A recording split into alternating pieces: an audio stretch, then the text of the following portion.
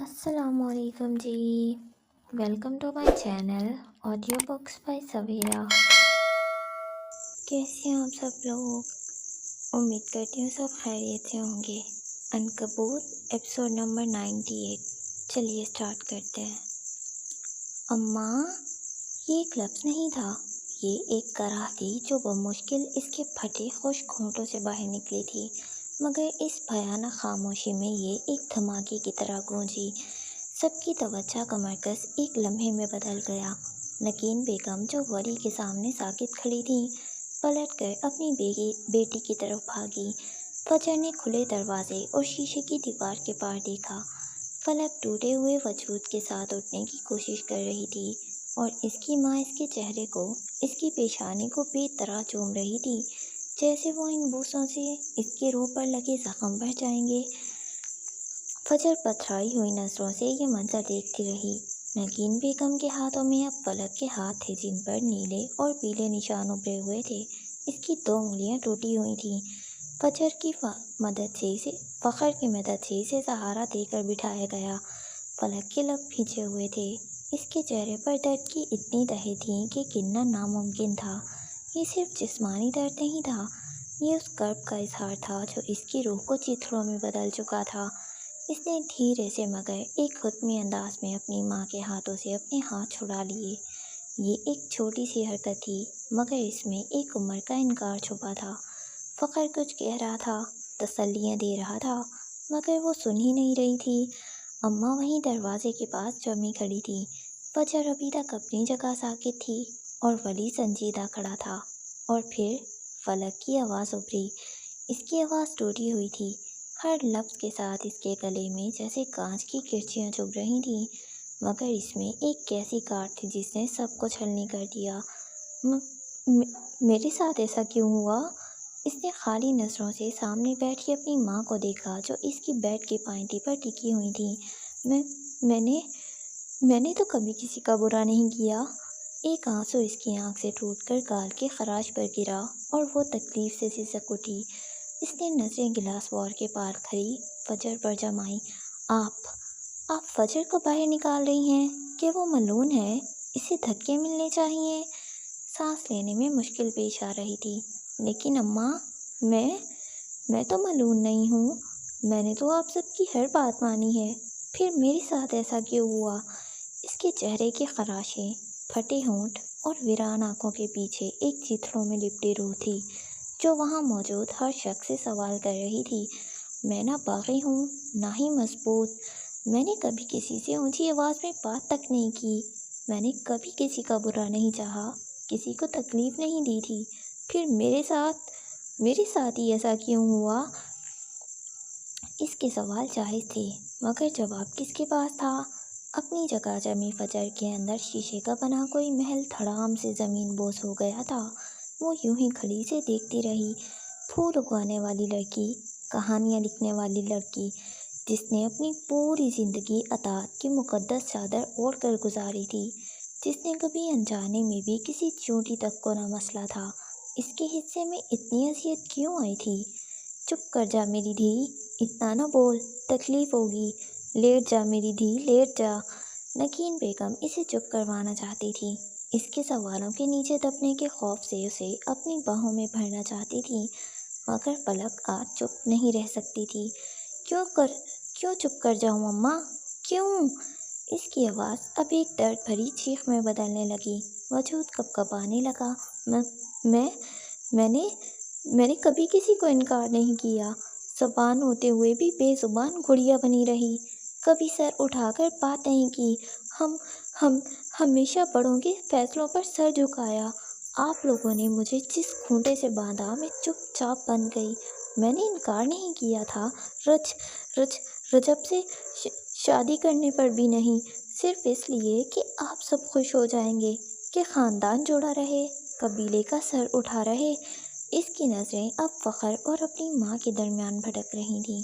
اگر فجر باغی ہے، اگر وہ آپ کے بنائے ہوئے اصولوں پر نہیں چلتی، اگر وہ خاندان کا حصہ بننے کے قابل نہیں، مگر میں تو تھی، میں تو آپ سب کے لیے ایک مثالی بیٹی تھی، میں باغی نہیں ہوں، پھر میری فرما برداری کا یہ صلہ کیوں ملا؟ کیوں؟ وہ چیخنا چاہتی تھی مگر گلے نے جواب دے دیا۔ جسم درد سے ٹوٹ رہا تھا۔ وہ اپنی پوری قوت صرف کر کے بول رہی تھی۔ اس کا وجود کا ذرہ ذرہ تڑپ رہا تھا۔ فخر نے آگے بڑھ کر اس کا کندھا تھپتھپایا۔ بس کر دو فلک، پلیز۔ نہیں، مجھے جواب چاہیے۔ کیا ایک مشرقی لڑکی ہونے کی سزا یہی ہے کہ وہ اپنے خوابوں کی قبر پر چپ چاپ آنسو بہاتی رہے، اپنی ہر خواہش کو مار کر دوسروں کی خوشی میں مسکرانے کا ناٹک کرے؟ میں نے یہ سب کیا تو پھر میرے وجود کو اس گندی گلی کی غلاظت میں کیوں روندا گیا؟ میری روح کو تار تار کیوں کیا گیا؟ میری کیا غلطی تھی؟ رئیس اورنگزیب سے رشتہ یا آپ لوگوں کی فرسودہ روایات پر سر جھکانا؟ بتائیں مجھے، میری کیا غلطی تھی؟ اس کی چیخ ایک گھٹی ہوئی سسکی میں بدل کر جب دم توڑ گئی تو کمرے میں ایک ناقابل بیان بھاری خاموشی چھا گئی۔ وہ تکیے پر ایک بے جان گڑیا کی طرح گر گئی۔ اس کا جسم اب بھی ہلکے ہلکے جھٹکے کھا رہا تھا۔ نگین بیگم اپنی جگہ بت بنی بیٹھی تھی۔ ان کے پاس نہ تسلی کے الفاظ تھے نہ آنسو۔ فخر کا چہرہ درد اور بے بسی سے سرخ پڑ رہا تھا۔ دروازے کے باہر فجر کے مضبوط قدم اب اس کا بوجھ نہیں اٹھا سکے۔ فلک کا ہر لفظ، اس کی ہر سسکی، اس کے اندر کی دیواروں کو مسمار کر رہی تھی۔ وہ آہستہ سے دیوار کا سہارا لیتی ہوئی اپنے پیروں پر بیٹھ گئی۔ گھٹنے سینے سے لگے ہوئے تھے۔ اس کی آنکھیں شیشے کی دیوار کے پار فلک پر جمی تھی، جسے وہ آج پہلی بار صحیح معنوں میں دیکھ رہی تھی۔ وہ لڑکی جسے وہ ہمیشہ ایک خوش قسمت، لاڈلی اور محفوظ شہزادی سمجھتی تھی، آج اس کائنات کی سب سے تنہا اور ٹوٹی ہوئی مخلوق لگ رہی تھی۔ کچھ لمحوں بعد فلک نے دوبارہ سر اٹھایا۔ اس کی آواز اب پہلے سے بھی زیادہ کمزور اور ٹوٹی ہوئی تھی، جیسے کسی نے شیشے کے برتن کو جوڑنے کی کوشش کی ہو اور وہ دوبارہ بکھر جائے۔ یاد ہے اماں؟ اس نے خالی خالی نظروں سے اپنی ماں کو دیکھا۔ جب میں نے اسکول میں ڈرامے میں حصہ لینا چاہا تھا، آپ نے کہا تھا کہ اس خاندان کی بیٹیاں یہ سب تماشا نہیں کرتیں۔ میں نے وہ فارم پھاڑ دیا تھا۔ ایک تلخ مسکراہٹ اس کے پھٹے ہونٹوں پر ابھری۔ مجھے رنگوں سے بھی محبت تھی۔ میں کینوس پر ایک دنیا بسانا چاہتی تھی۔ بابا سائی نے کہا کہ یہ سب فارغ لوگوں کے چونچلے ہیں، گھر سنبھالنا سیکھو۔ میں نے اپنے سارے رنگ، اپنے سارے برش ایک صندوق میں بند کر کے اسٹور روم میں پھینک دیے تھے۔ وہ اب رو نہیں رہی تھی۔ اس کی آنکھوں میں ایک بھیانک ٹھہراؤ تھا۔ میں نے اپنی ہر چھوٹی بڑی خواہش کا گلا صرف اس لیے گھونٹا کہ آپ سب کو مجھ پر فخر ہو، کہ آپ کہہ سکیں ہماری بیٹی بہت فرما بردار ہے، وہ بہت پرفیکٹ ہے۔ اس نے ایک گہری تکلیف دہ سانس لی۔ میری فرما برداری، میری نزاکت نے مجھے کیا دیا؟ ایک گندی تاریک گلی اور ایک درندہ جس نے میرے وجود کی، میری روح کی ہر حرمت کو اپنے پیروں تلے رونڈ ڈالا۔ وہ سانس ہموار کرنے کو رکی۔ جسم کے ساتھ ساتھ روح بھی لرز رہی تھی۔ 3 مرد میری حفاظت کے لیے ہیں، مگر کسی نے یہ نہیں سکھایا کہ جب کوئی مرد نہیں ہوگا تو میں خود کی حفاظت کیسے کروں گی؟ وہ اپنے ہاتھوں کو دیکھ رہی تھی، زخموں سے چور ہاتھ اور ٹوٹی انگلیاں۔ کاش اسے یہ ہاتھ اٹھانے آتے تو وہ فجر کی طرح اپنا دفاع کر سکتی۔ عورت کو زبان بند رکھنی چاہیے۔ عورت کے ہاتھوں میں چوڑیاں اچھی لگتی ہیں۔ مجھے یہی سکھایا گیا۔ یہ کیوں نہیں سکھایا کہ جب کوئی درندہ میری کلائیوں کو توڑنے آئے گا تو اس سے خود کو کیسے بچاؤں گی؟ مجھے اپنی حفاظت کے لیے ہاتھ اٹھانا کیوں نہیں سکھایا گیا؟ کیا میرا یہ قصور ہے کہ میں ایک اچھی لڑکی ہوں جو زبان اور ہاتھ باندھ کر رکھتی ہے؟ میرے ساتھ ایسا کیوں ہوا ماں؟ اس کے سوالوں کا جواب دینے والا کوئی بھی نہیں تھا۔ سب کہتے ہیں فجر باغی ہے، وہ اصول توڑتی ہے، سوال اٹھاتی ہے، مگر میں نے تو کچھ بھی نہیں توڑا۔ میں نے تو زندگی کی ہر زنجیر چپ چاپ پہن لی، پھر بھی میری روح کو کیوں نوچا گیا؟ اس نے سر گھما کر فجر کی طرف دیکھا۔ وہ ملعون ہے یا میں جو سب کے لیے چپ چاپ قربان ہوتی آئی ہوں؟ میں نے کیا کیا تھا اماں؟ بس اتنا کہ رئیس اورنگزیب کو دل سے قبول کیا، اس سے منسوب رہی، یا آپ سب کے فیصلوں کو اپنا نصیب مانا؟ اس کی آواز اب گھٹ رہی تھی مگر الفاظ جلتے انگارے بن چکے تھے۔ بتائیں نا اماں، کیا صرف عورت ہونے کی سزا یہ ہے کہ وہ زبان رکھتے ہوئے بھی چپ رہے، اپنی ذات کو، اپنے خوابوں کو مرد کے قدموں میں رکھ دے، اور جب اس کا جسم تار تار کر دیا جائے تو صرف یہ سننے کو ملے کہ چپ ہو جاؤ، تکلیف ہوگی؟ اس نے اب فجر کی نظریں ہٹا لیں۔ آخر کب تک لڑکیاں انتقام کی، غیرت کی بھینٹ چڑھتی رہیں گی؟ کب تک ان کے لہو سے گلیاں رنگین ہوتی رہیں گی؟ کیا ان کی چیخیں یوں ہی بے آواز رہیں گی؟ باہر کھڑے ولی کا دل کسی نے مٹھی میں بھیج دیا۔ فلک کی حالت ویسی ہی تھی جیسی نساء کی تھی جب وہ اسے ہسپتال لے کر گیا تھا۔ آخر لڑکیوں کو کب تک یہ سہنا پڑے گا؟ ملک کوئی بھی ہو، معاشرہ کوئی بھی ہو، مرد ایک جیسے کیوں ہوتے ہیں؟ میری کیا خطا تھی اماں؟ یہ کہ میں نے کبھی انکار نہیں کیا، یا یہ کہ میں نے ایک دن بھی اپنی مرضی نہیں جانی؟ مجھے انکار کرنا اور پھر اس پر قائم رہنا کیوں نہیں سکھایا گیا؟ کمرہ ساکت تھا۔ نگین بیگم کے آنسو تھم گئے تھے۔ اماں کی جان جیسے ہوا میں معلق تھی۔ فخر کا سینہ بھاری ہو چکا تھا، اور فجر، وہ یوں ہی بیٹھی تھی۔ وہ بغاوت کی قیمت چکا رہی تھی اور فلک فرما برداری کی۔ دو عورتیں، دو تقدیریں، اور درمیان میں ایک ایسا سماج جو یا تو چپ کرواتا تھا یا الزام دیتا تھا۔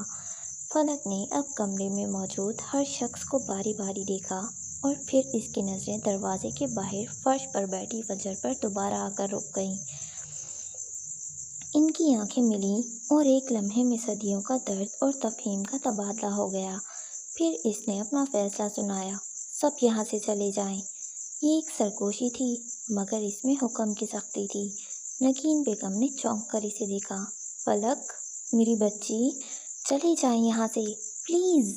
اس کی آواز میں پہلی بار ایک ناقابل انکار اختیار تھا۔ اس نے اپنا کانپتا ہوا ہاتھ اٹھا کر دروازے کی طرف اشارہ کیا۔ مجھے ابھی آپ میں سے کوئی نہیں چاہیے، نہ کسی کی ہمدردی، نہ کسی کے آنسو۔ اس کی نظریں دوبارہ فجر پر مرکوز ہوئیں۔ میں صرف فجر کے ساتھ رہنا چاہتی ہوں۔ یہ جملہ ایک بم کی طرح گرا تھا۔ نگین بیگم کے چہرے پر ناقابل تکلیف یقین اٹھی تھی، ناقابل یقین تکلیف اٹھی تھی۔ جس بیٹی کے لیے وہ رو رہی تھی، وہ انتخاب کر رہی تھی اس لڑکی کا جسے وہ خود ملعون قرار دے چکی تھی۔ فخر نے اپنی بہن کی حالت کو سمجھا۔ اس کی آنکھوں میں گہری تکلیف تھی، مگر وہ جانتا تھا کہ اس وقت بحث کرنا بیکار تھا۔ اسے وقت چاہیے تھا، وہ اسے وقت دینا چاہتا تھا۔ باہر سوئٹ کے دروازے پر کھڑے بشارت اور وجاہت عالمگیر اپنی اپنی جگہ پر ساکت تھے۔ وہ فلک کی ساری باتیں سن چکے تھے، مگر زبان تالوں سے جا چپکی تھی۔ فخر نے آگے بڑھ کر اپنی ماں کے شانے پر ہاتھ رکھا۔ اماں، چلیں، اسے ابھی آرام کی ضرورت ہے۔ پر یہ اس لڑکی کے ساتھ، اماں خدا کا واسطہ ہے، اب تو ضد چھوڑ دیں۔ فخر کی لہجے میں التجا سن کر وہ خاموش ہو گئیں۔ اس نے اپنی ماں کو سہارا دیا اور انہیں باہر لے جانے لگا۔ اماں جو اب تک دروازے پر ساکت کھڑی تھی، آگے بڑھیں۔ ان کے چہرے پر گہرا دکھ تھا۔ انہوں نے فلک کے سر پر ہاتھ پھیرا۔ ولی نے فخر کو آنکھوں سے ایک اشارہ کیا۔ فخر سمجھ گیا اور اپنی ماں اور پھوپھی کو لے کر کمرے سے باہر نکل گیا۔ بشارت بھائی اور وجاہت عالمگیر پہلے ہی نکل چکے تھے۔ ولی نے ایک آخری نظر فجر پر ڈالی جو اب بھی فرش پر بیٹھی تھی۔ اس وقت ان دونوں کو اکیلے چھوڑ دینا ہی بہتر تھا۔ سب ٹھیک ہو جائے گا۔ وہ اس کے سر کو ہولے سے سہلاتے خاموشی سے دروازہ بند کر کے باہر نکل گیا۔ دروازہ بند ہونے کی ہلکی سی کلک کی آواز نے جیسے ایک دنیا کو دوسری سے جدا کر دیا۔ اب اس پرتعیش سرد سوئٹ میں صرف دو لڑکیاں تھیں، ایک بستر پر، دوسری فرش پر۔ ایک وہ جس نے اطاعت کی قیمت اپنے وجود سے چکائی تھی، اور دوسری وہ جس نے بغاوت کی قیمت اپنی روح کی تنہائی سے۔ در حقیقت دونوں کی روحیں چیتھڑوں میں لپٹی تھیں۔ فجر کھڑکی کے سامنے رکھے صوفے پر بالکل ویسی ہی بیٹھی تھی جیسے کچھ دیر پہلے فرش پر تھی۔ اس کا چشمہ میز پر پڑا تھا، گھٹنے سینے سے لگے ہوئے تھے، اور اس نے اپنے گرد اپنی باہیں کسی حفاظتی حصار کی طرح پھیلا رکھی تھیں، تھوڑی گھٹنوں پر ٹکی تھیں۔ اس کی نظریں کھڑکی سے باہر پھیلی رات کی سیاہی میں کھوئی ہوئی تھیں، جہاں شہر کی روشنیاں مدھم ستاروں کی طرح ٹمٹما رہی تھیں۔ कमरे में मशीनों की धीमी गुनगुनाहट के सिवा मुकम्मल खामोशी थी। ये एक भारी बोझल खामोशी थी जो अल्फाज से ज़्यादा मायने खेज थी। कितनी ही देर गुजर गई, फिर फलक की टूटी हुई आवाज़ ने सकूत को तोड़ा। तुमने ये सब कैसे सीखा फजर? इसकी आवाज़ अब सरगोशी से ज़्यादा बुलंद न थी, मगर इसमें एक ऐसी प्यास थी जो सदियों पर मुहित लगती थी। तुमने अपना दिफा करना कैसे सीखा? फजर ने अपनी पोजीशन तब्दील नहीं की, ना ही इसकी तरफ देखा। इसका जवाब हवा में तहलील होता महसूस हुआ। जब इंसान ये जान लेता है ना कि इसे बचाने कोई नहीं आने वाला, तो वो खुद सीख जाता है। इसके लहजे में कोई तलख़ी नहीं थी, कोई फ़ख्र नहीं था, बस एक हकीकत का बयान था, इतना ही सर्द और बेरहम जितना खुद इसकी ज़िंदगी का असूल होता है। फलक ने तकिए से टेक लगाए अपनी ज़ख्मी उंगलियों को देखा। इन पर जमे खून के निशान अब साफ थे, मगर इसे अभी नज़र आए थे मगर इसे अभी भी नज़र आए थे। जब मैंने सुना कि तुमने अपने दिफा में एक कत्ल किया था, तब मुझे तुम अजीब लगी थी, एक खौफनाक मुअम्मा। इसने एक लम्हे को तौक़्क़ुफ़ किया, मगर आज एहसास हुआ कि अगर 10 लोग भी तुम्हें मारने आए, तुम्हारी जान और पहचान छीनने आए, तो उन्हें चीर फाड़ देना चाहिए। अपने हाथों, पैरों, अपने दांतों का, अपनी हिम्मत, अपनी हर चीज़ का इस्तेमाल करना चाहिए। अपना दिफा करना ज़रूरी है, वो धीमी आवाज़ में कह रही थी, जैसे खुद को कोई सबक पढ़ा रही हो। फिर इसने फजर को देखा जो उसे नहीं देख रही थी। वो कहीं और उलझी थी। इसका चेहरा अभी तक सर्दोस्पाट था, न दुख, न रंज, न खौफ। लेकिन मैं अपने हाथों का इस्तेमाल नहीं कर सकी। इसकी आवाज़ में एक भयानक बेबसी थी। मुझे किसी ने सिखाया ही नहीं था। ये जुमला एक चाबी की तरह था, जिसने फजर के जहन में कैद मासी के दरवाजे पर दस्तक दी। वो वहीं बैठी रही, मगर इसका वजूद हॉल में नहीं था। वो मासी के एक तारीक तंग गुलजारे में जा पहुंची थी। 16 साल की थी 16 साल की थी वो, जब इसके माँ बाप ने इसे पहली बार मारने की कोशिश की थी। इसे थोड़ा थोड़ा जहर दिया जाता था, इसे बीमार रखा गया ताकि वो आहिस्ता आहिस्ता मर जाए, मगर वो बच गई। इनके दिल नरम पड़ गए थे, या इसकी ज़िंदगी अभी बाकी थी। तुम इतनी मजबूत कैसे बनी फजर? वो वाकई जानना चाहती थी। वो इसकी अज़ियतों की गहराई से वाकिफ़ नहीं थी। वो सिर्फ सतह पर नजर आने वाली बर्फ़ की चट्टान देख रही थी। इसके नीचे छुपे आतिशफ़िशा से बेखबर थी। इसने कभी अपनी ज़ाती ज़िंदगी डिस्कस नहीं की थी। फजर की आंखों के सामने एक और मंजर उभरा। वो 17 साल की थी। सर्दियों की एक लंबी रात, गहरी नींद में थी जब इसे अपने चेहरे पर एक शदीद दबाव महसूस हुआ। इसकी सांस रुक रही थी, आंखें खुल नहीं रही थीं। इसके मुंह पर एक भारी तकिया था। वहशत से इसका पूरा वजूद कांप रहा था। वो मरना नहीं चाहती थी। इसने अपने हाथ पांव मारने शुरू किए, पूरी कुव्वत से खुद को छुड़वाने की कोशिश की। इसके नाखून अब्बा के बाजू में गड़ गए। इसकी टांगों ने बिस्तर को ठोकरें मारी। वो एक जंगली जानवर की तरह लड़ रही थी, अपनी ज़िंदगी के लिए, अपनी सांसों के लिए। और फिर अचानक वो दबाव हट गया। अब्बा की हिम्मत शायद दम तोड़ गई थी। वो इसे छोड़कर कमरे से बाहर निकल गए। वो वहशत ज़दा सी बिस्तर के दूसरे किनारे पर सिमट गई। हलक खुश्क था, सांस नहीं आ रहा था, मगर वो रो नहीं पाई। इसके आंसू जम गए थे। बाहर से आती आवाज़ें आज भी सुनाई दे रही थीं। वो हमारी बच्ची है, मैं उसे मरता हुआ नहीं देख सकती। ये अम्मा की सिसकियों भरी आवाज़ थी। वो हमारी बच्ची नहीं है, मैं इसे अपनी नहीं मानता। इसका चेहरा देखा है तुमने? मैं मैं ये सब जानते हुए भी उसे। ये अब्बा की चीख थी, वही बाप जिसकी उंगली पकड़कर इसने चलना सीखा था, अब इसके वजूद से ही इनकारी था। वो अब इसे मारना चाहता था। पिछले 1 साल से अब्बा अम्मा मजीद खौफजदा रहने लगे थे।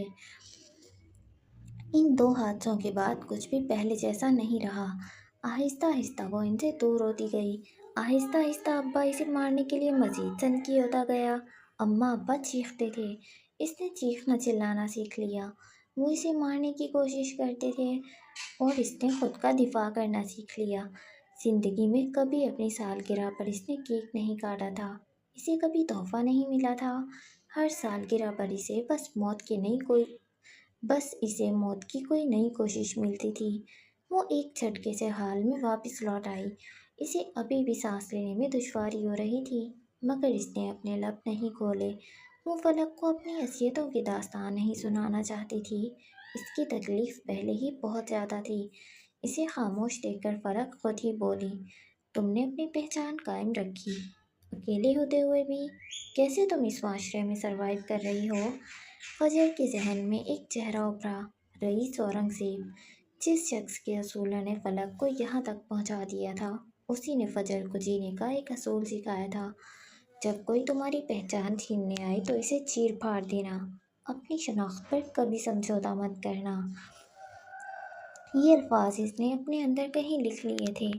वो सर्वाइवर थी। रोकर, लड़कर, खौफजदा होकर वो सर्वाइव करती गई।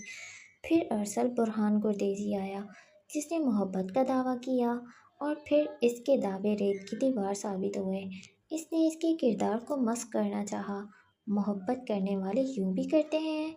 लोग इसे कातिल समझते थे, इसे डायन कहते थे, इसके साए से भी बचते थे। फिर भी वो खड़ी रही, क्योंकि गिरने का मतलब मौत था, और वो जीना सीख चुकी थी। वो जीना चाहती थी। फलक की आवाज़ ने इसे फिर चौंकाया। रईस ने, इसने कभी मुझे कबूल किया ही नहीं।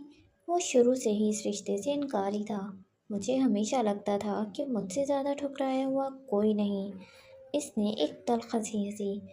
लेकिन आज लग रहा है कि मेरी धुतकार तो कुछ भी नहीं थी। तुम्हें तो उससे भी बड़ी धुतकार मिली, इनसे, जिन्हें दुनिया में सबसे बढ़कर मोहब्बत करनी चाहिए थी। फजर ने पहली बार गर्दन मोड़कर उसे देखा। इसकी आंखों में अब वो स्पॉटपन नहीं था, बल्कि एक गहरी उदास तफहीम थी। फलक इसकी खामोशी के पीछे छुपे तूफानों को महसूस कर रही थी। तुम्हें तुम्हारे अपनों ने धुतकार दिया, और मेरे अपनों ने मुझे एक ऐसे दरिंदे के नाम कर दिया जिसने मुझे मार डाला। बताओ फजर, कौन ज़्यादा कसूरवार है? इसने कोई जवाब नहीं दिया। वो आहिस्ता से सोफे से उठी और बिस्तर के करीब आकर खड़ी हो गई। इसकी आंखें फलक के चेहरे पर मौजूद खराशों, इसके फटे हुए होंठों और इसकी वीरान आंखों पर जमी थी। फिर वो इसके पायती के करीब बैठ गई। मुझे मत मुझे मजबूती वर्षे में नहीं मिली फलक। इसकी आवाज़ अब भी धीमी थी। मजबूती इंतखाब होती है, एक तकलीफ का इंतखाब। जब तुम्हारे पास रोने और लड़ने के अलावा और कोई रास्ता ना बचे, और तुम लड़ने का इंतखाब कर लो, तो तुम मजबूत बन जाते हो। तुम्हें बनाया नहीं जाता, तुम बनते हो। हर जख्म, हर आंसू, हर धोखा तुम्हें तराशता है। वो एक लम्हे को रुकी। तुम्हें लगता है मैंने अपनी पहचान कायम रखी? सच ये है कि मेरी कोई पहचान थी ही नहीं जिसे मैं कायम रखती। मुझे तो हर रोज़ अपनी एक नई पहचान बनानी पड़ती है, सिर्फ जिंदा रहने के लिए। कभी बागी, कभी कातिल, कभी मलून। मेरा तो चेहरा भी मेरा नहीं है। इससे बड़ी अजियत क्या होगी? और मैं तो सिर्फ एक मिसाली बेटी बनना चाहती थी, एक फर्मा बरदार बीवी, एक अच्छी बहन। मैंने अपनी सारी ज़िंदगी दूसरों के बनाए हुए सांचों में ढलने में गुजार दी। फलक की आवाज़ टूट गई, और उन सांचों ने ही मुझे कुचल डाला। क्योंकि ये सांचे औरतों के लिए नहीं, उनकी कब्रों के लिए बनाए जाते हैं। कुछ उनमें चुपचाप दफन हो जाती हैं, और कुछ कब्र तोड़कर बाहर आ जाती हैं। फजर के अल्फाज कमरे की फिजा में जहर की तरह फैल गई। फलक ने अपना जख्मी हाथ आगे बढ़ाया। फजर एक लम्हे को हिचकिचाई, फिर इसने आगे होकर इसके हाथ को थाम लिया। इसके हाथ सख्त थे, मगर मजबूत थे। फलक के हाथ कांप रहे थे, मगर उनमें एक नई जिंदगी की हरारत थी। उसने फलक का हाथ थामे रखा, जैसे इसकी हड्डियों में छुपी कमजोरी को अपनी उंगलियों की मजबूत गिरफ्त से समेट रही हो। वो लम्हा छोटा था, मगर इसमें एक उम्र की थकन उतरी हुई थी। फिर वो आहिस्ता से बोली, जैसे अल्फाज की डोर से वो फलक की बिखरी रूह को समेट रही हो। हम इन सांचों में नहीं ढलेंगे, जो हमारी रूह को चीथड़ों में बदल दें, जो हमसे हमारी शनाख्त छीन लें, जो हमें तकलीफ़ पहुंचाएं, जो हमें बेआबरू कर दें। हम अपनी पहचान खुद तराशेंगे, अपने नाम खुद लिखेंगे। फलक की आवाज़ में एक नमी सी चमकी, मगर वो आंसू अब कमज़ोरी के नहीं थे, وہ پہلی بار کسی ایسی عورت کے ساتھ کھڑی تھی جو صرف قرب دکھاتی نہیں تھی، ان سے لڑنا سکھاتی تھی۔ میں تھک چکی ہوں، میں کچھ وقت اب صرف خود کے لیے جینا چاہتی ہوں۔ فجر کی آنکھیں گہری ہو گئیں، اس نے اس بات میں سر ہلایا۔ یہی ہماری سب سے بڑی بغاوت ہے، خود کو چن لینا۔ اس دنیا میں جہاں عورت کو اپنی ذات سب سے آخر میں رکھنے کی ترغیب دی جاتی ہے، وہاں خود کو چن لینا ایک انقلابی قدم ہے۔ فلک نے اپنے اندر وہ سناٹا محسوس کیا جو برسوں سے آباد تھا، اور پھر اسی لمحے وہ سناٹا ہلنے لگا، جیسے برف کے نیچے کسی چشمے نے بہنا شروع کر دیا ہو۔ میں سر جھکا کر جینے سے انکار کرتی ہوں، فلک آہستہ مگر پرعزم لہجے میں کہا۔ اگر میری خاموشی کو کمزوری سمجھا گیا تو اب میری آواز گونجے گی۔ میں ہر اس شخص کو بے نقاب کروں گی جس نے میرے ساتھ دکھوں کا کاروبار کیا۔ فجر نے پہلی بار مسکراہٹ میں وہ روشنی دکھائی جو شاید برسوں سے دفن تھی۔ یہی تو زندگی ہے، ایک انکار، ہر اس ناممکن چیز کا انکار جو تمہیں مجبور کرتی ہے کہ تم خود کو بھول جاؤ، جو تمہیں اذیت دیتی ہے، جو تم پر تشدد کرتی ہے، جو تمہیں بے آبرو کرتی ہے۔ ہم وہ کڑیاں ہوں گی جو اپنی زنجیر خود بنائیں گی، ہم وہ آئینہ ہوں گی جس میں عورت اپنی اصل پہچان دیکھ سکے گی۔ کمرے کے باہر ہسپتال کے لان میں کہیں دور رات کی ٹھنڈی ہوا پتے ہلا رہی تھی۔ کھڑکی کے باہر روشنیوں کے مدھم ہونا شروع کیا، جیسے شہر بھی ان کی گفتگو کے سحر میں کھو گیا تھا۔ اگر میں ایک دن مر بھی جاؤں تو میرے بارے میں کہا جائے کہ یہ وہ عورت تھی جو آخر وقت تک خود کے لیے کھڑی رہی، فلک نے کہا، اور فجر نے اپنا ہاتھ اس کے ماتھے پر رکھا جیسے وہ لفظ خود لکھ رہی ہو۔ پھر ہولے سے بولی، اور میں چاہتی ہوں کہ میرے نام کے ساتھ یہ نہ جوڑا جائے کہ میں صرف ایک قاتلہ تھی، بلکہ یہ لکھا جائے کہ میں وہ عورت تھی جو مرنے سے پہلے 10 بار زندہ ہوئی، ہر بار اپنے قاتل کو ہرا کر۔ کچھ لمحے خاموشی سے گزرے، پھر فلک نے آہستہ سے پوچھا، وہ لوگ جو بچپن میں ہی مر جاتے ہیں مگر پھر بھی سانس لیتے رہتے ہیں، کیا وہ کبھی پوری طرح جیتے ہیں؟ فلک کے سوال پر اس نے کھڑکی کے پار تاریکی کو دیکھا، جیسے وہاں سے کوئی روشنی نکالنے کی کوشش کر رہی ہو۔ جیتے ہیں، جب وہ دوسروں کو جینے کا ہنر سکھا دیتے ہیں تو وہ خود بھی جینا سیکھ جاتے ہیں۔ فلک نے آہستہ سے سر ہلایا، جیسے اس نے بھی زندگی کو اب ایک نیا نام دے دیا ہو۔ ہم نئی عورتیں ہیں، اس نے سرگوشی سے کہا، جیسے کوئی حلف لے رہی ہوں، جنہیں نہ زنجیریں قید کر سکیں گی، نہ الزام۔ ہم اپنی آنکھوں میں طوفان پالیں گی اور اپنی ہڈیوں میں چراغ رکھیں گی۔ ہم وہ ہوں گی جنہیں کوئی ڈرا نہیں سکے گا، کوئی بے آبرو نہیں کرے گا، کیونکہ ہم ڈرنا چھوڑ چکی ہیں۔ فجر نے دھیرے سے سر جھکا دیا، جیسے وہ اس حلف پر مہر ثبت کر رہی ہو۔ اس کا چہرہ اب بھی اسپاٹ تھا، مگر اس کی آنکھوں میں ایک طوفان تھم کر ایک نئی جنگ کی تیاری کر رہا تھا۔ کپڑے توڑ کر باہر آنے والی عورتیں گھائل ضرور ہوتی ہیں، مگر وہ زندہ ہوتی ہیں، اور ایک زندہ عورت سے زیادہ خطرناک کچھ بھی نہیں۔ رات کی سیاہی شہر پر ایک گہری چادر کی طرح تن چکی تھی، مگر اس فلک بوس عمارت کی سب سے اونچی منزل پر واقع دفتر میں روشنی اور سائے کا ایک مہلک کھیل جاری تھا۔ رئیس اپنے وسیع و عریض دفتر میں، جو اس کی سلطنت کا مرکز تھا، تنہا تھا۔ کمرے میں خاموشی کا راج تھا، جسے صرف ایئر کنڈیشنر کی دھیمی گونج اور سامنے دیوار جتنی بڑی اسکرین سے آتی آوازیں توڑ رہی تھیں۔ وہ سیاہ چمڑے کی کرسی پر براجمان ایک بے رحم بادشاہ کی طرح یہ منظر دیکھ رہا تھا۔ اسکرین پر ابھرتا وجود کسی شکاری پرندے کی طرح مہلک اور حسین تھا، تارکول کی طرح سیاہ بزنس سوٹ میں ملبوس روزہ جمال، جس کے بال ایک سخت جوڑے میں قید تھے اور پھوری رنگت پر سنجیدگی پتھر کی طرح جمی ہوئی تھی۔ کوٹ شوز نے اس کے قد کو مزید ہیبت ناک بنا دیا تھا۔ وہ جاذب لغاری کے گھر میں تھی، اسی گھر میں جہاں کبھی ماتم بچھا تھا اور آج ایک نیا طوفان دستک دے رہا تھا۔ جاذب کی بیوہ بکھرے ہوئے حولیے میں اپنے 2 سہمے ہوئے بچوں کو سینے میں بھینچے ہوئے بیٹھی تھی۔ اس کی آنکھوں میں آنسوؤں سے زیادہ خوف تھا، آخر کیا چاہتے ہو تم لوگ؟ خدا کے لیے ہمارا پیچھا چھوڑ دو۔ اس کی آواز میں التجا اور بے بسی تھی۔ عروضہ نے اپنے دونوں ہاتھ پشت پر باندھ رکھے تھے۔ اس کا چہرہ اسپاٹ تھا، جیسے کسی سنگ تراش نے جذبات کا ہر نشان چھیل دیا ہو۔ زیادہ کچھ نہیں۔ اس کی آواز اتنی ہی سرد تھی جتنا اس کا چہرہ۔ بس اپنے بھائی سے کہو کہ اپنی قبر سے باہر نکل آئے۔ میں نہیں جانتی وہ کہاں ہے۔ وہ پھوٹ پڑی۔ میں نے اسے روکا تھا، خدا گواہ ہے، میں نے اسے اس انتقام سے منع کیا تھا۔ رجب نے اس کی ایک نہ سنی تھی اور آج اس کی حماقت کا خمیازہ یہ پورا خاندان بھگت رہا تھا۔ اس سے کوئی فرق نہیں پڑتا کہ تم نے کیا کہا تھا۔ عروضہ ایک قدم آگے بڑھی۔ اس نے اپنی ٹانگ اٹھا کر سامنے پڑی شیشے کی میز پر رکھی۔ اس کا انداز حاکمانہ تھا۔ وہ مسز جاذب کی طرف جھکی۔ اگر وہ باہر نہ آیا تو میں تمہارے ان بچوں اور تمہارے خاندان کے ساتھ وہ کروں گی جس کا تصور بھی تمہارے وہم و گمان میں نہیں ہوگا۔ اس کے لہجے کی برف جیسی ٹھنڈک مسز جاذب کی ریڑھ کی ہڈیوں میں سنسنی بن کر دوڑ گئی۔ اس نے ایک جانب کھڑی اپنے گارڈ کی طرف ہاتھ بڑھایا، جس نے فوراً ایک ٹیبلٹ اس کے ہاتھ میں تھما دیا۔ اس نے اسکرین آن کر کے مسز جاذب کے چہرے کے سامنے کر دی۔ اس پر ایک ویڈیو چل رہی تھی۔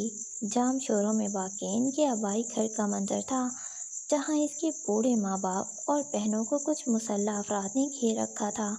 اس کے باپ کے چہرے پر تشدد کے نشانات واضح تھے اور سب کے چہروں پر موت کا خوف رقص کر رہا تھا۔ یہ منظر ایک بجلی بن کر گرا۔ مسز جاذب کی آنکھیں دہشت سے پھیل گئیں۔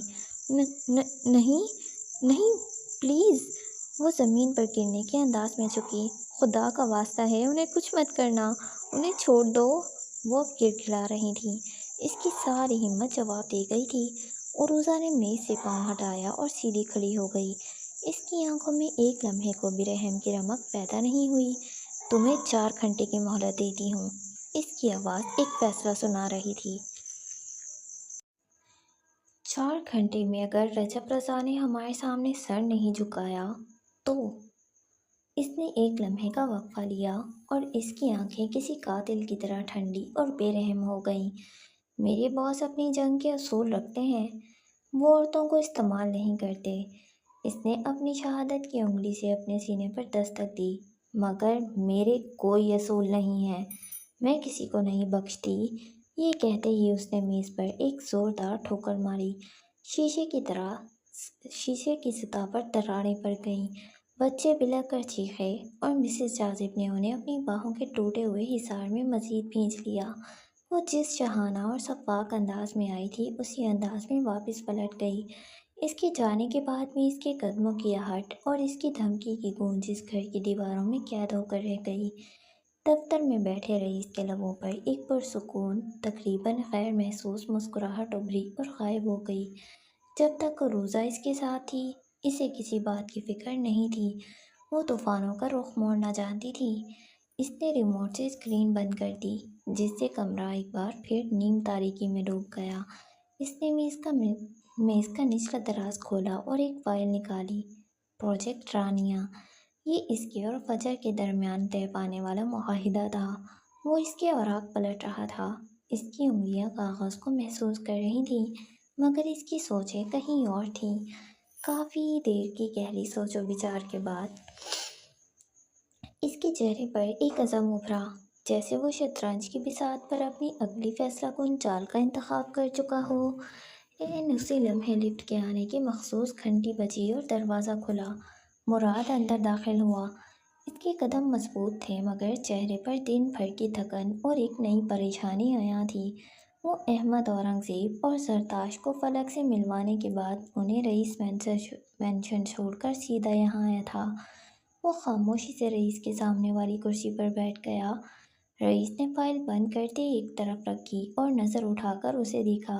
وہ دونوں آدمی مارے گئے۔ مراد کی آواز میں شکست کی تلخی تھی۔ یہ وہی 2 مخبر تھے جنہوں نے یہاں گھسنے کی کوشش کی تھی اور کسی موسیٰ کے آنے کا پیغام دیا تھا۔ رئیس کے حکم پر انہیں چھوڑ دیا گیا تھا تاکہ ان کی رسی پکڑ کر اصل سام تک پہنچا جا سکے، مگر رسی کاٹ دی گئی تھی۔ وہ اپنے مالک تک پہنچانے سے پہلے ہی ہمیشہ کے لیے خاموش کر دیے گئے تھے۔ اس نے ایک گہرا سانس لیا۔ وہ اپنی کرسی سے اٹھا اور آہستہ آہستہ چلتا ہوا شیشے کی اس دیوار کے سامنے جا کھڑا ہوا جہاں سے پورا شہر اس کے قدموں میں بکھرا نظر آتا تھا۔ اس نے پینٹ کی جیبوں میں ہاتھ ڈال لیے۔ اس کا عکس شیشے پر ایک طاقتور سائے کی طرح ابھر رہا تھا۔ آخر یہ ہے کون؟ اس کی آواز میں غصے سے زیادہ حیرت تھی، ایک ایسی ناقابل برداشت حیرت جو اس کے جیسی ہر شے پر قادر شخصیت کے لیے سب سے بڑی توہین تھی۔ یہ کون ہے جو بار بار رئیس اورنگزیب کی سلطنت کی دیواروں میں نقب لگانے کی جرأت کر رہا ہے؟ وہ اپنے اس ان دیکھے دشمن سے مخاطب تھا جو سائے میں رہ کر وار کر رہا تھا اور اب تک اس کی گرفت سے باہر تھا۔ شہر کی روشنیاں اس کی آنکھوں میں جل بجھ رہی تھیں، مگر اس کے ذہن میں ایک نئے، زیادہ خطرناک اور پوشیدہ دشمن کا اندھیرا گہرا ہو رہا تھا۔ ایک نیا سورج اگا تھا۔ یہ محض روشنی کا ایک دائرہ نہیں تھا جو مشرق سے طلوع ہوا تھا، یہ ایک پیغام تھا، ایک وعدہ۔ گزشتہ شام کی گہری، اداس خاموشی پر ایک سنہری مہر۔ ہسپتال کے پرتعیش سوئٹ کی کھڑکی سے چھن کر آتی ہوئی کرنوں نے کمرے کی مصنوعی ٹھنڈک میں زندگی کی حرارت کھول دی تھی۔ پالش شدہ فرش پر تیرتے عکس اب بے جان نہیں لگ رہے تھے، ان میں ایک امید کی چمک تھی۔ کل تک جو کمرہ ایک مقبرے کی طرح سرد اور بے رنگ تھا، آج رنگوں کے ایک سیلاب میں ڈوبا ہوا تھا۔ یہ منار کے ملازمین تھے، وہ لوگ جنہیں فلک نام سے بھی نہیں جانتی تھی۔ وہ عقیدت اور محبت کے ڈھیر اور گلدستے لے کر آئے تھے۔ کمرہ گلاب، چنبیلی اور موتیے کی ملی جلی خوشبوؤں کی ایک فوج کے احاطے میں تھا جو فضا میں پھیلی مایوسی کو شکست دے رہی تھی، اور ان پھولوں کے درمیان بستر پر سہارا لیے بیٹھی فلک مسکرا رہی تھی۔ یہ کسی کیمرے کے لیے یا کسی کو دکھانے کے لیے کھینچی گئی مسکراہٹ نہیں تھی، اس میں کوئی نقلی پن، کوئی بناوٹ نہیں تھی۔ یہ ایک ہلکی سی ٹھہری ہوئی مسکراہٹ تھی جو روح کے چیتڑوں پر اگنے والے پہلے پھول کی طرح تھی۔ اس کی آنکھوں میں اب بھی درد کی پرچھائیاں تھیں، مگر ان پر ایک نئی صبح کا نور غالب آ چکا تھا۔ دوپہر کے وقت جب زیادہ تر لوگ جا چکے تھے، تب روحی صفدر کے ساتھ اندر داخل ہوئی۔ اس کے سر کے کافی بال اتر چکے تھے اور چہرے پر بیماری کی زردی تھی، مگر اس کی بڑی بڑی آنکھوں میں ایک عجیب سی دانائی اور زندگی سے لڑنے کی چمک تھی۔ اس نے ہاتھ بڑھا کر فلک کو ایک کاغذ کا بنا ہوا ستارہ دیا۔ وہ اس کے لیے مکڑی نہیں لا سکتی تھی، وہ فلک کے لیے ستارہ لائی تھی۔ یہ میں نے آپ کے لیے بنایا ہے۔ اس کی آواز کمزور تھی، مگر اس میں ایک حوصلہ تھا۔ میری ماما کہتی ہیں، جب ہمت ٹوٹنے لگے تو ستاروں کو دیکھنا چاہیے، وہ اندھیرے میں ہی چمکتے ہیں۔ فلک نے وہ ستارہ اپنے زخمی ہاتھ میں تھام لیا۔ اس ایک لمحے میں دو مختلف عمر کی، دو مختلف جنگیں لڑتی روحوں نے ایک دوسرے کو پہچان لیا۔ فلک کو احساس ہوا کہ مضبوطی کا مطلب چیخنا یا لڑنا ہی نہیں ہوتا، مضبوطی کا مطلب اس بچی کی طرح مسکرا کر اپنی جنگ جاری رکھنا بھی ہے۔ اس نے ایک نظر دروازے کے پاس کھڑی فجر پر ڈالی جو خاموشی سے سب کچھ دیکھ رہی تھی۔ کل رات سے وہ اس کے ساتھ تھی، وہ اسے دیکھتے ہوئے سوچ رہی تھی۔ وہ فجر جیسی نہیں بن سکتی تھی اور نہ ہی بننا چاہتی تھی۔ فجر ایک ایسی چٹان تھی جو طوفانوں کو چیر دیتی تھی، مگر وہ پانی کی طرح تھی، نرم، خاموش، اپنی راہ بنانے والی۔ اسے اپنی نزاکت کو اپنی طاقت بنانا تھا، اسے کھونا نہیں تھا۔ یہ احساس ایک سکون بن کر اس کے وجود میں اتر گیا۔ شام تک لوگ آتے جاتے رہے۔ ڈاکٹرز اس کی ذہنی اور جسمانی حالت میں اتنی تیزی سے آتی ہوئی بہتری پر حیران تھے۔ دن یوں ہی گزرتا گیا۔ ولی فجر کی جگہ منار گیا تھا۔ فلک کے گھر والے آئے اور مل کر چلے گئے۔ وہ اسے ہنستا دیکھ کر حیران تھے، کبھی فجر کو تو کبھی اسے دیکھ رہے تھے، اور پھر آہستہ آہستہ شام ڈھلنے لگی۔ فجر اسے ویل چیئر پر بٹھا کر کھڑکی کے پاس لے آئی تاکہ وہ باہر کا نظارہ کر سکے۔ تب سوئٹ کا دروازہ کھلا، رئیس اندر داخل ہوا۔ اس کے چہرے پر سختی نہیں تھی، بلکہ ایک گہری سنجیدگی تھی۔ آنکھیں سیاہ چشمے کے پیچھے چھپی تھیں۔ اس کے پیچھے ولی اور ان کے پیچھے عروضہ اور مراد بھی تھے۔ کمرے کی فضا ایک دم بدل گئی۔ سوئٹ کی صفائی کرتے ملازم بھی ایک لمحے کو ٹھٹک گئے۔ ولی اور فجر کی نگاہیں ملی، वली ने दोनों अब्रू उठाकर आंखों ही आंखों में इससे पूछा कि वो कैसी थी। हेज़ल आंखों ने खामोशी से कई जवाब दिए। वो पुरसुकून हो गया। सच तो ये था कि इन कत्थई और हेज़ल आंखों को बात करने के लिए बोलने की ज़रूरत ही नहीं पड़ती थी। रईस सीधा मेज़ के पास आया। इसने किसी से कुछ नहीं कहा, बस एक फ़ाइल मेज़ पर रखी। ये तुम लोगों के प्रोजेक्ट का कॉन्ट्रैक्ट है। इसकी आवाज़ भारी थी। रईस ग्रुप इसे बगैर किसी मुनाफे के स्पॉन्सर करेगा। कमरे में एयर कंडीशनड की धीमी गुनगुनाहट के सिवा मुकम्मल सकूत तारी हो गया। ये अल्फाज नहीं थे, ये एक टूटे हुए रिश्ते पर रखा गया मरहम था। ये एक घर की बुनियाद का दूसरा पत्थर था। फलक ने अपनी व्हीलचेयर पर बैठे हुए सामने मेज़ पर रखे कॉन्ट्रैक्ट को देखा। इसके पीछे फजर ने आगे बढ़कर व्हीलचेयर की पुश्त को थामा। रईस की नज़रें उठीं। वो बालों को एक जानिब गिराए, दुपट्टा शानों पर फैलाए खड़ी थी। कानों में छोटे छोटे टॉप्स चमक रहे थे, जबकि शफाफ गर्दन बिल्कुल खाली थी। ये नज़र एक लम्हे के लिए उठी थी और रईस के गले में गिल्टी सी उभर कर मालूम हुई। हलक खुश्क हो गया। वो फौरन रुख मोड़ गया। ये चश्मा इसीलिए लगा रखा था कि वो अपनी आंखों की धुत होने को बाकियों से छुपा सके। फजर के साथ वली एक खामोश मुहाफिज की तरह खड़ा हुआ। रईस देख ही नहीं पाया कि इसके आने से फजर के रुखसार लाल हो गए थे।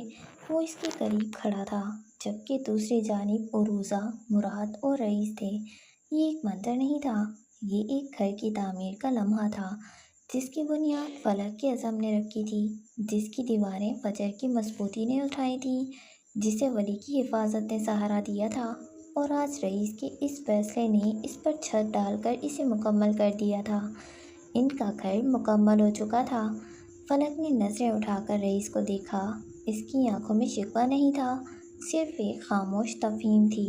वो जानती थी कि ये सिर्फ एक प्रोजेक्ट नहीं, ये कफ़ारा था। ये उन तमाम गलतियों का अज़ाला करने की एक कोशिश है जिन्होंने रूहों को चीथड़ों में बदल दिया था। इसके होठों पर वही पुरसुकून मुस्कुराहट उभरी। चीथड़ों में लिपटी रूहों को ढांपने का वक्त आ गया था, और इस बार लिबास रेशम का नहीं, अज़म और खुददारी का था। रईस हेड ऑफिस की बुलंद तरीन मंजिल पर खड़ा था, जहाँ से शहर की रोशनियाँ इसके कदमों में बिखरी हुई थी। मुराद इसके पहलू में था। इसके चेहरे पर गहरी तशवीश नुमाया थी। रईस ने आज ऐलान किया था कि वो फजर और फलक के प्रोजेक्ट को स्पॉन्सर करेगा। ये एक ऐसा फैसला था जो मुराद की समझ से बारातर था। न सिर्फ ऐलान किया था, बल्कि रईस ग्रुप की सभी साइट्स पर यह खबर फैल चुकी थी। लोग पुरजोश नज़र आ रहे थे। तुम ये वाकई स्पॉन्सर कर रहे हो? मुराद की आवाज़ में खौफ थी। मुझे ये प्रोजेक्ट शुरू से ही पसंद नहीं। मैं इसीलिए खामोश था कि तुम कुछ और सोच रहे होगे। जब तुमने मना किया तो मुझे बहुत अच्छा लगा, मगर अब ये क्या है? रईस ने एक लंबी सांस ली। शहर की रोशनियाँ इसकी बेचैन आंखों में झिलमिला रही थी। हाँ, मैं ये स्पॉन्सर कर रहा हूँ। तुम भूल रहे हो कि तुम रईस औरंगज़ेब हो। लोग इस बचकाना प्रोजेक्ट पर हंसेंगे। मुराद का लहजा अब बराह रास्त था। वो रईस को इसके हकीकी रास्ते से भटकता नहीं देख सकता था। वो चाहता था कि रईस या तो फजर को अपना ले या उसे भूल जाए। ये दरमियान की कैफियत इसे बर्दाश्त नहीं थी। हाँ, मैं जानता हूँ मैं रईस औरंगज़ेब हूँ, पर इसने खुश्क गला तर्क किया। इसकी निगाहें कहीं दूर उन बिखरी हुई रोशनियों में कुछ तलाश कर रही थीं। आजकल मैं भूलने लगा हूँ मुराद, आजकल मैं भूलने लगा हूँ कि मैं रईस औरंगज़ेब हूँ। आजकल मैं भूलने लगा हूँ कि वो मुझसे 17 साल छोटी है। वो फजर मेराज है, मुनार मेराज की बहन। मुराद ने इसे गौर से देखा। इसके चेहरे पर सवालिया निशान था। आजकल मैं ये भूलने लगा हूँ कि उसका मुनार से कोई रिश्ता भी है। मैं भूलने लगा हूँ कि वो दुश्मन है। इसकी आवाज़ में एक अजीब सी बेचारगी थी, जैसे वो ख़ुद को समझाने की कोशिश कर रहा हो। मैं भूलने लगा हूँ कि मुझे उसे मारना है। वो पैदा ही इसीलिए हुई है। कई साल मैंने सिर्फ इसीलिए उसका इंतज़ार किया है। मैं भूलने लगा हूँ मुराद, کہ 3 سال پہلے میں نے اس کے لیے جال بچھایا تھا، مجھے اس سے سب کچھ چھیننا تھا۔ اللہ اللہ، یہاں سے مس ہو گیا تھوڑا سا۔ اس نے اپنا ہاتھ ریلنگ پر جما لیا، انگلیاں سفید پڑنے لگیں۔ میں بھولنے لگا ہوں کہ اس کی شکل منار سے ملتی ہے، میں بھولنے لگا ہوں کہ مجھے اس کے چہرے کی وجہ سے کتنی تکلیفیں اٹھانی پڑی۔ آج کل میں سب بھولنے لگا ہوں مراد، میں یہ اذیتیں اور تکلیفیں بھولنے لگا ہوں، میں اپنی چیخیں بھولنے لگا ہوں، میں اپنے وجود کی بے حرمتی بھولنے لگا ہوں، میں سب بھولنے لگا ہوں، بس یاد رہتی ہے تو وہ۔ اس نے آنکھیں بند کر لیں، جیسے وہ اس تکلیف دہ یاد سے فرار حاصل کرنا چاہتا ہو، لیکن فجر چھم سے تصور کے پردے پر لہرائی۔ اس کی ہیزل آنکھیں جو میرے اندر تک دیکھ لیتی ہیں، اس کا سفید لباس جو اس شام مجھے اپنی طرف کھینچ رہا تھا، اس کی وہ سادہ سی مسکراہٹ اور اس کی آواز جو مجھے زندہ ہونے کا احساس دلاتی ہے۔ وہ پلٹا اور مراد کے کندھے پر ہاتھ رکھا۔ اس کی آنکھوں میں ایک ایسی بے بسی تھی جو مراد نے پہلے کبھی نہیں دیکھی تھی۔ کاش میں اسے دشمن سمجھ پاتا، کاش میں اس سے نفرت کر پاتا، لیکن جب وہ میرے سامنے آتی ہے تو میں بھول جاتا ہوں کہ میں کون ہوں، میں نے کیا کھویا ہے اور مجھے اس سے کیا بدلہ لینا ہے۔ سب کچھ دھندلا جاتا ہے مراد، صرف وہ رہ جاتی ہے، ایک روشن نقطے کی طرح جو میرے تاریک وجود کو منور کر رہا ہے۔ مراد نے ایک گہری سانس لی۔ تو تم ہار مان لو رئیس، میں اس جنگ میں ہارنا نہیں چاہتا، لیکن اس کے سامنے میرے سارے ہتھیار بیکار ہو جاتے ہیں۔ میرا دماغ اسے دشمن مانتا ہے، لیکن میرا دل میرا ساتھ نہیں دے رہا۔ میں دل کے ہاتھوں نہیں مرنا چاہتا مراد۔ اس کی نظریں پھر شہر کی روشنیوں پر جم گئی۔ ہم جیسوں کا دل اور دنیا نے بہت نقصان کیا ہے۔ مراد کے سارے الفاظ دم توڑ گئے، سمجھ نہ آیا کہ کیا کہے۔ میں اس کے قریب رہنا چاہتا ہوں، میں جانتا ہوں یہ خطرناک ہے، میں جانتا ہوں یہ مجھے برباد کر سکتا ہے، لیکن میں خود کو روک نہیں پا رہا۔ تم ہمیشہ سے اپنی مرضی کے مالک رہے ہو، اگر تمہارا دل تمہیں اس طرف کھینچ رہا ہے تو اس میں کیا غلط ہے؟ غلط ہے مراد، اس کی آواز میں ایک کڑواہٹ تھی، بہت غلط ہے۔ میں اس کے خاندان کا دشمن ہوں، میرا اور اس کا کوئی مستقبل نہیں۔ یہ صرف ایک اذیت ہے، ایک ایسی اذیت جس سے میں خود کو نکال نہیں پا رہا۔ وہ خاموش ہو گیا، اس کی آنکھیں اب بھی دور خلا میں گھور رہی تھیں۔ مراد نہیں جانتا تھا کہ اس کے اندر ایک نئی جنگ شروع ہو چکی تھی، اور اس جنگ میں اس کا سب سے بڑا حریف کوئی اور نہیں بلکہ وہ خود تھا۔ فلک بوس عمارت کی چمک دمک اور رئیس کے دفتر کی نفیس خاموشی سے بہت دور شہر کے صنعتی علاقے میں ایک متروک گودام کی دیواریں ایک اذیت ناک داستان سن رہی تھیں۔ یہاں ہوا میں نمی، زنگ اور خون کی ملی جلی بو رچی ہوئی تھی۔ چھت سے لٹکتا ایک واحد بے رحم بلب نیچے کے منظر پر تیز زرد روشنی ڈال رہا تھا، جس سے ہر سایہ مزید گہرا اور خوفناک نظر آ رہا تھا۔ اس روشنی کے عین نیچے رجب رضا گھٹنوں کے بل گرا ہوا تھا۔ 4 گھنٹے کی مہلت میں تو نہیں، البتہ وہ اپنے گھر والوں کی سلامتی کے لیے باہر نکل آیا تھا، مگر یہ سلامتی اسے اپنی آزادی اور جان کی قیمت پر ملی تھی۔ اس کا وجود زخموں سے چور تھا، پھٹا ہوا ہونٹ، سوجی ہوئی آنکھ اور جسم پر لاتوں اور گھوسوں کے ان گنت نشانات۔ وہ ایک زندہ لاش کا منظر پیش کر رہا تھا۔ اس کے اطراف 2 ہٹے کٹے بے تاثر چہروں والے گارڈز کھڑے تھے۔ ان کی سانسیں بھاری تھیں اور ان کی مٹھیاں رجب کے خون سے تر تھیں۔ وہ حکم کے منتظر تھے، اور حکم دینے والا ان سے چند فٹ کے فاصلے پر چمڑے کی ایک پرانی کرسی پر بیٹھا تھا، رئیس اورنگزیب۔ اس نے ٹانگ پر ٹانگ جما رکھی تھی اور اس کے ہاتھ آپس میں جڑے تھے۔ اس کی آنکھوں میں نہ غصہ تھا نہ رحم، صرف ایک برفانی سرد مہری تھی، جیسے وہ کسی کیڑے کو اپنی جوتی تلے مسلنے سے پہلے اس کا جائزہ لے رہا ہو۔ کارٹ نے ایک اور زوردار ٹھوکر رجب کی پسلیوں میں رسید کی۔ اس کے منہ سے کراہ نکلی، مگر اگلے ہی لمحے اس کے پھٹے ہوئے ہونٹوں پر ایک خونی مسکراہٹ ابھری۔ اس نے نظریں اٹھا کر سیدھا رئیس کی آنکھوں میں دیکھا اور پھر وہ ہنس پڑا۔ یہ ٹوٹی ہوئی، تکلیف میں ڈوبی ہوئی ہنسی تھی جو گودام کی دیواروں سے ٹکرا کر ایک بھیانک قہقہے میں بدل گئی۔ تم تم جو مرضی کر لو رئیس اورنگزیب، وہ تھوک اور خون کے گھونٹ کو حلق میں اتارتے ہوئے بولا۔ اس کی آواز اذیت سے چھوٹی مگر لہجے میں ایک ناقابل یقین ڈٹائی تھی۔ تمہاری سلطنت تباہ ہونے کا وقت آ چکا ہے۔ موسیٰ آئے گا اور تمہاری بنیادیں ہلا دے گا۔ اس کی ہنسی اور الفاظ پر گارڈز ایک بار پھر سے اس کی طرف بڑھے مگر رئیس نے صرف اپنا ہاتھ اٹھا کر انہیں روک دیا۔ گودام میں ایک دم موت جیسا سناٹا چھا گیا۔ صرف چھت سے پانی کے ایک قطرے کے ٹپکنے کی آواز گونج رہی تھی۔ وہ دھیرے سے اپنی کرسی سے اٹھ کھڑا ہوا۔ اس کے قدموں کی آہٹ اس سناٹے میں کسی منجھے ہوئے شکاری کی چال جیسی تھی۔